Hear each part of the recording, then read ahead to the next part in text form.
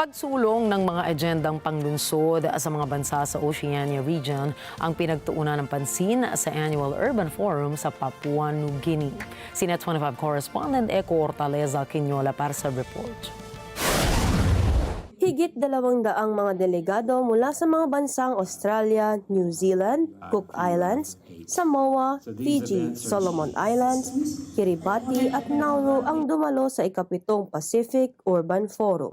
Layunin ng 3 araw na mga pagpupulong na maisulong ang urban planning and sustainable urban development, climate resilience at national housing para sa urban centers and regional cooperations.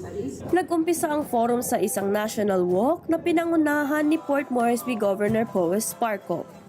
Important thing is about the challenges that they're facing the urban sector in the Pacific and globally as well, both in terms of population increase and secondly climate resilience, climate change, the economy, financing, all the services and infrastructure and opportunities in urban centers.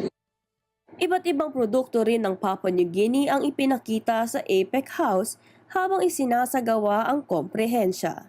Some of the other key elements going forward, we've had some key agreements signed to implement projects across the region. The University of Melbourne and the Pacific Climate Change Centre, which is within SPREP, the regional environmental program, will be implementing a new master planning process in the eastern parts of Greater Nuku'alofa and the Papua Peninsula.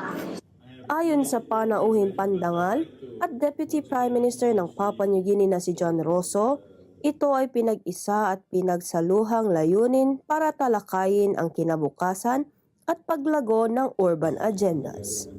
Gayon din para mapaghandaan ang paglaki at paglago ng ekonomiya, inobasyon at mga oportunidad para sa mga bansa sa Pacific. On behalf of the government of Papua New Guinea and people of Papua New Guinea, I thank you all for your participation, your contributions and your dedication to building a better future for our region and our children. Eco Hortaleza Quinola, Port Moresby, Papua New Guinea para sa Mata ng Agila International, trusted, connected, on point. Magpapadala ng diplomatic